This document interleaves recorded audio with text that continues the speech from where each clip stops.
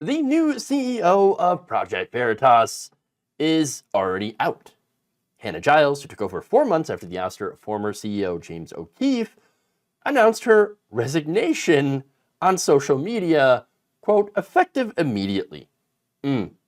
Taking to Twitter/X, whatever you want to call it, Giles said she unwittingly stepped into an unsalvageable mess upon taking the job earlier this year. You don't say. Here's her statement.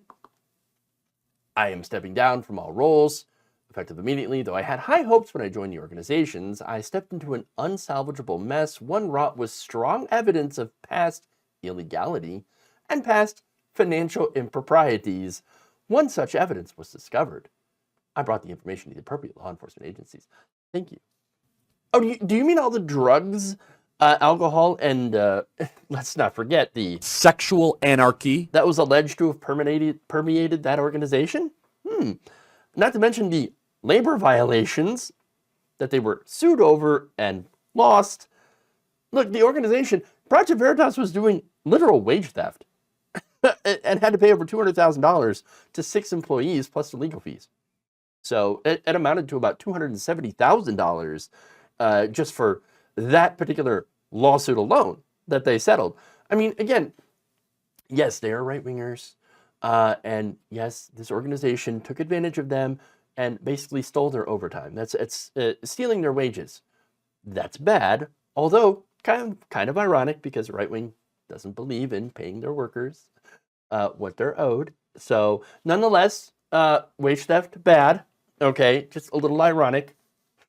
The organization, look, this is what we knew of the organization, okay? Them doing all this stuff. Apparently, Giles said she found more.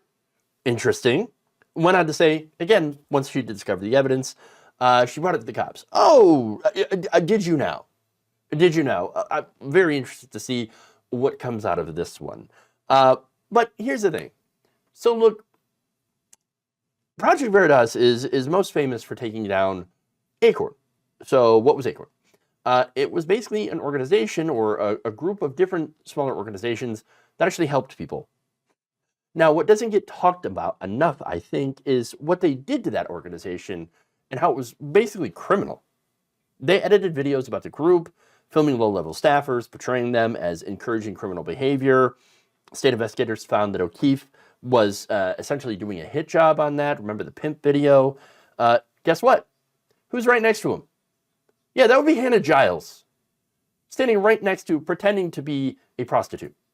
So that's how she got her start in Project Veritas, helping take down this organization. It was dissolved. Much of what they did was pretty vital to the communities that they had served. They investigated and fought against companies that practice predatory lending, which has a massive impact on minority communities, foreclosure scams. They actually even helped won a $72 million settlement to help homeowners that were at risk of losing their homes back in 2003.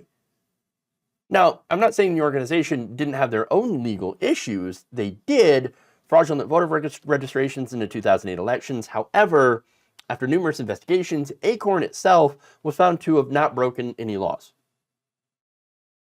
In 2010, the U.S. Government Accountability Office, GAO, released its findings on Acorn, by then disbanded, unfortunately, which said that there was no evidence that the group or any of its related organizations had mishandled any of the $40 million in federal money that they had received. So basically, they did what they were saying they were doing. They were not encouraging criminal behavior. Yes, some of the outrageous behavior that was filmed in these, basically hit piece videos was, again, a lot of it was edited, but some of it was, yes, unprofessional. Ooh, oh no, unprofessional. Yeah, you know what's also unprofessional? James O'Keefe literally having porn up in the office, in the screen, around female employees. Come on. You don't think that any of that is bad? Of course it is. Shouldn't do that at work. Leave that at home. Okay? Now, Giles and O'Keefe, this organization, remember, these two, according to the Congressional Research Service, violated Maryland's and California's laws banning the recording of face-to-face conversations without consent of both parties. And so They did that in their Sting videos. They ended up having to do numerous civil suits, settles these civil suits. They avoided criminal penalties by getting immunity in exchange for providing raw video, proving that they, of course, would heavily edit the footage to make this organization look bad. And it worked. It worked. So it's really tough for me, based on the history here, to believe that Giles suddenly realized, oh, it turns out we were doing bad things all along, and I just didn't notice it at all. No, you were there from the beginning. She knew. I think she knew everything that was going on before. But since the organization was essentially, has been for some time, dying, okay, losing their big money backers, losing donations, all that stuff because of all the impropriety, thanks to James O'Keefe, as soon as she takes over, not only should she get, the liability portion of it, because now it's her company, her organization. Oh no, looks like there are things that are going on here that are bad and wrong. Oh no, it looks like I can't stay here. Turns out we were doing very, very naughty, bad things.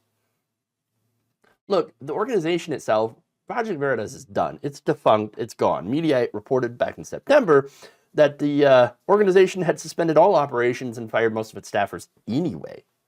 So it's out the door. It's gone. Which is fitting, really.